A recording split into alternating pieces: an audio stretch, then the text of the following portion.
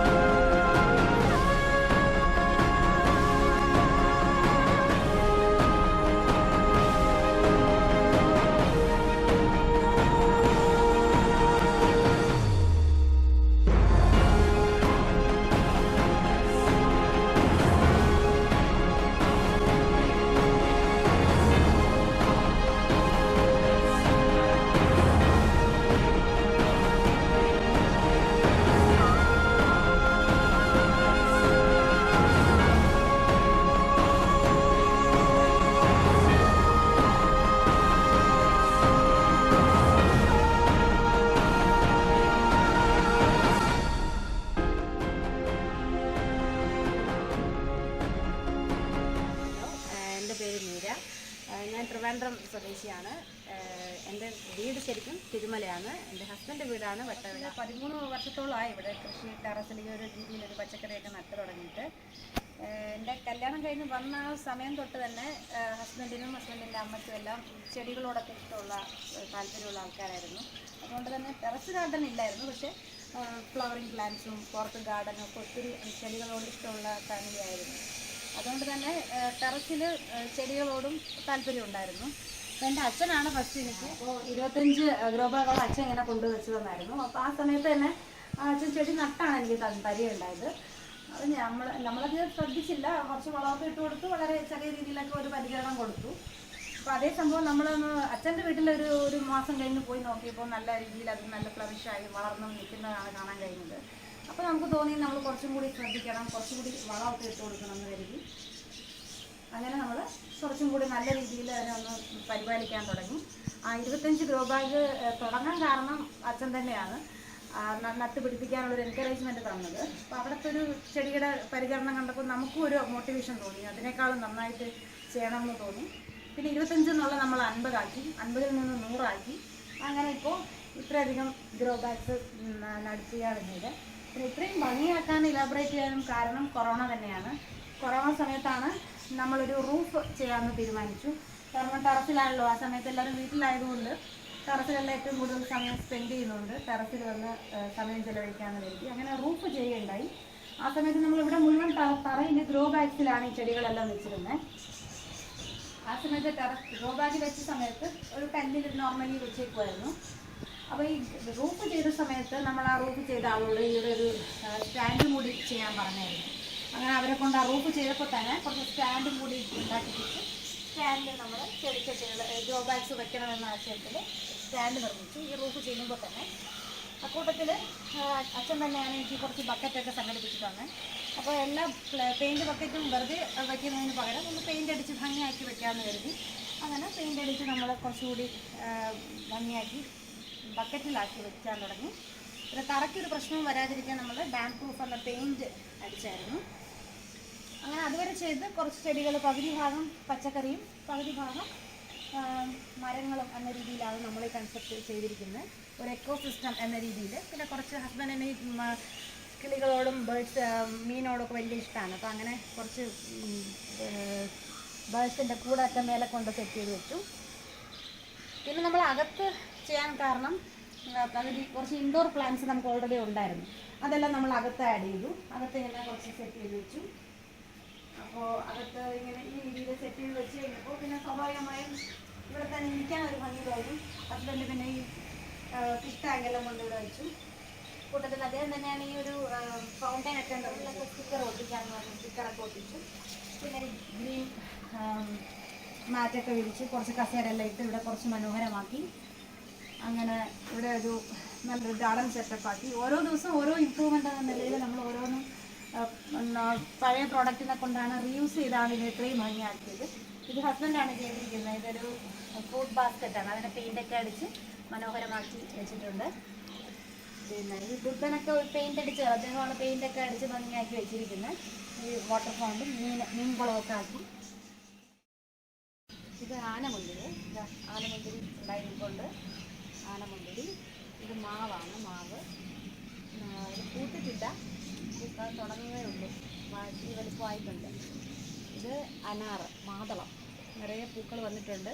ഇടയ്ക്ക് 1-2 ഉണ്ടായിട്ടുണ്ടായിരുന്നു. ഇപ്പം പൂക്കൾ നിറയെ പിടിച്ചിട്ടുണ്ട്. നമ്മളൊരു ആമ്പൽ, നീല ആമ്പലും വെള്ള ആമ്പലും നട്ടിട്ടുണ്ട് ഇവിടെ. അതായത് കുളവാഴ പോലത്തെ ഒരെണ്ണം.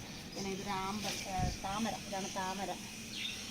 എനിക്ക് അച്ഛൻ തന്ന ഒരു വിത്താണ്. അതിനെ നട്ട് ഹസ്ബൻഡാണ് നട്ട് പിടിപ്പിച്ച് ഇത്ര വില ആക്കിയിട്ടുണ്ട്. ഇത് വലിയൊരു താമര. ഇത് ഓറഞ്ച്. ഇതൊരു ചെറിയ തരത്തിലുള്ള ഒരു ഓറഞ്ചാണ്. ഇത് അങ്ങനെ കഴിക്കാം. ഇത് മധുരമുള്ളൊരു പ്രത്യേക തരം അഗസ്ത്യകീര. ഇതിൻ്റെ പൂവിനും ഇലയ്ക്കും ഒക്കെ നല്ല വിറ്റാമിൻ ഉള്ളൊരു ഇതാണ്. ഇത് പേര, റെഡ് കളറായിട്ടുള്ള പേരയാണ്. ഇത് ഇല തന്നെ കാണുന്നില്ല, റെഡ് കളറാണ്. ഇത് റെഡ് നിറത്തിലുള്ള പേരയാണ്. ഇത് ഓറഞ്ച്. നിറയെ ഓറഞ്ച് പിടിച്ചിട്ടുണ്ട്. വലിയ വലിയ ഓറഞ്ച്. ഇത് നമ്മൾ ജ്യൂസ് പോലെ കുടിക്കാൻ പറ്റുന്ന തരത്തിലുള്ള ഓറഞ്ച്. നാരങ്ങയാണ്. ഇത് കണ്ണൂരിൽ നിന്ന് കൊണ്ടുവന്നൊരു ടൈപ്പ് ഓഫ് നാരങ്ങയാണ്. ഇത് നല്ലൊരു വലിപ്പമുള്ളൊരു ടൈപ്പ് നാരങ്ങയാണ്. ഇത് മിറാക്കിൾ ഫ്രൂട്ട് എന്ന് പറയുന്ന ഒരു ചെടിയാണ്. ഇതും നട്ടിട്ടുണ്ട്. ഇത് ജബോട്ടിക്കാവ എന്ന് പറഞ്ഞൊരു ഫ്രൂട്ടാണ്. ഇതൊക്കെ നട്ടിട്ടേ ഉള്ളൂ, ഡ്രമ്മിൽ ആയില്ല. ഇത് മുള്ളാത്തയാണ് നട്ടിരിക്കുന്നത്, മുള്ളാത്ത. പിന്നെ ഏറ്റവും കൂടുതൽ നമുക്കത് ചിക്കു ഉണ്ടായിട്ടുണ്ട്, നിറയെ ചിക്കു പ്രാവശ്യം കെട്ടിയിട്ടുണ്ട്. സപ്പോട്ട ചിക്കു ഒത്തിരി ഈ ചെറിയൊരു ചെടിച്ചട്ടി നട്ടിട്ട് ഇത്രയും കിട്ടിയിട്ടുണ്ട്. ഇത് നാരങ്ങ, ഇതും വലിയ സൈസാവുന്ന തരത്തിലുള്ള നാരങ്ങയാണ്. ഇതൊരു ചെറിപ്പഴം പോലത്തെ ഒരു ടൈപ്പ് ചെടിയാണ്. അതിപ്പം കായ്ച്ചിട്ടില്ല, ചെറിപ്പഴത്തിൻ്റെയാണ്.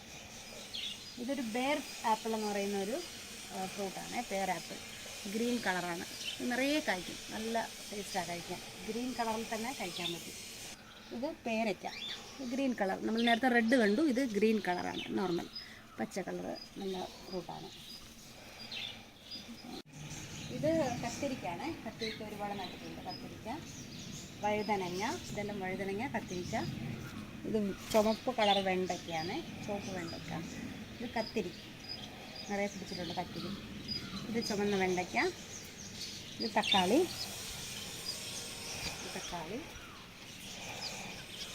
നിൽക്കുന്ന ശീമനെല്ലിക്ക നട്ടിട്ടുണ്ട്. ശീമനെല്ലിക്ക ഒരു ഡ്രമ്മിൽ നട്ടിട്ടുണ്ട്. ഇതും ഒരു പേരക്കയുടെ വേറൊരു പേരക്ക കൂടി ഇവിടെ ആയിട്ടുള്ള ഒരു കാന്താരി മുളകാണ്. കറുപ്പ് ബ്ലാക്ക് കളറാണ്. ഇത് ബ്ലാക്ക് കളർ, നല്ല എരിവുള്ള ഒരു ടൈപ്പ് ഓഫ് മുളകാണ്. ഇത് ഉണ്ട മുളകാണ്, ബ്ലാക്ക്, മുന്തിരിങ്ങ പോലെ ഇരിക്കും, ചെറുത്. ഇതൊരു ടൈപ്പ് മുളക്. ഇതൊരു വലിയൊരു മണമുള്ളൊരു മുളകാണ്, നീളത്തിലുള്ള ഒരു മുളകാണ്. ഇത് കുറ്റി കുരുമുളക് നട്ടിട്ടുണ്ട് ഇവിടെ, നിറയെ കുറ്റി കുരുമുളക്. പിന്നെ ശീതകാല പച്ചക്കറി, ക്യാബേജ്, കോളിഫ്ലവർ എല്ലാം നട്ടിട്ടുണ്ട്. ഇതെല്ലാം മുളക്. ഇതും മുളക്.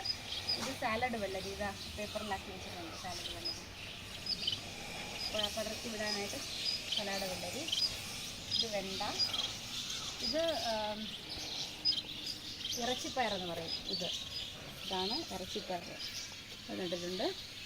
ഇത് നീല അമര. ഇത് ബ്ലൂ കളറായിട്ടുള്ള ഒരു അമര, ഒരു ബീൻസ് ടൈപ്പ് ഒരു സാധനമാണ്. ഇതെന്താ പച്ച കളറ് നീലാമര. ഇത് വെണ്ടയ്ക്ക, കുറച്ച് വെണ്ടയ്ക്കുണ്ട്. ഇത് ചീനി അമരയ്ക്കാണിത്, ചീനി അമര.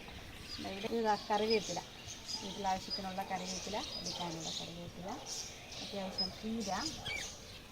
ഇത് ഫാഷൻ ഫ്രൂട്ട് നട്ടിവിടെ പടർത്തിയിട്ടിട്ടുണ്ട്. ഒരു ബേഡ്സിൻ്റെ ഒരു കൂടും കൂടി അതിൻ്റെ ഇടയിൽ ആഡ് ചെയ്തിട്ടുണ്ട്.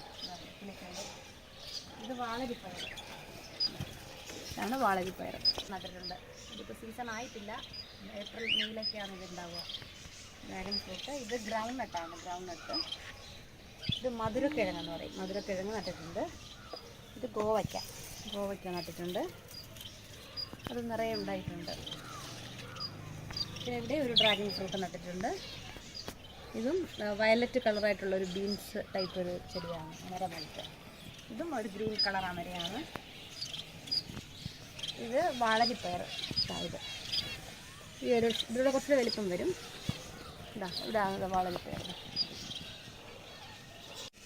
അങ്ങനെ എല്ലാവരും ഈവനിങ് വന്നിരിക്കുന്ന ആ ഒരു രീതിയിൽ നമ്മൾ കുറച്ചുകൂടെ മോഡിഫൈ ചെയ്ത് സെറ്റ് ചെയ്തെടുത്തു.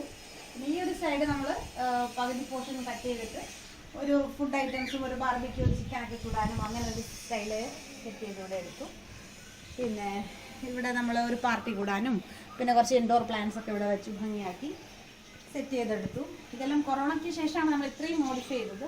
ഒറ്റയ്ക്കല്ല, എല്ലാവരുടെയും പരിശ്രമം കൊണ്ടാണ്. എൻ്റെ മോളുണ്ട്, ഹസ്ബൻഡിൻ്റെ അമ്മയുണ്ട്, ഹസ്ബൻഡ് എല്ലാവരും കൂടി ചേർന്നാണ് ഇത്രയൊക്കെ സെറ്റാക്കി ഇവിടെ എടുത്തിരിക്കുന്നത്. ഏറ്റവും കൂടുതൽ സമയം നമ്മളൊരു ദിവസം സ്പെൻഡ് ചെയ്യുന്നത് ഇവിടെയാണ്. പിന്നെ അതുകൊണ്ട് തന്നെ നമുക്ക് ടെറസ് പച്ചക്കറിയോടും കൃഷിയോടും താല്പര്യമുള്ളത് കൊണ്ട് ഇത്രയധികം ചെയ്യാൻ സാധിച്ചു. പിന്നെ റൂഫൊക്കെ എൻ്റെ അച്ഛനും കൂടെയാണ് ഈ ഇങ്ങനെ ചെയ്യണമെന്നൊക്കെ പറഞ്ഞ് നമ്മളെ മനസ്സിലാക്കി തന്നതുകൊണ്ടാണ് നമ്മൾ ഈ ഒരു രീതിയിൽ താഴ്ത്തിയിട്ട് റൂഫ് ചെയ്യാൻ പറ്റിയത്. അങ്ങനെ മനോഹരമാക്കി ഒരു ടെറസ് ഗാർഡൻ നമ്മൾ സെറ്റ് ചെയ്തു. ഇതുപോലെ നിങ്ങളും എല്ലാവരും ടെറസിലൊക്കെ ഇതുപോലെ പച്ചക്കറിയൊക്കെ നട്ടുപിടിപ്പിച്ച് ഭംഗിയാക്കുക.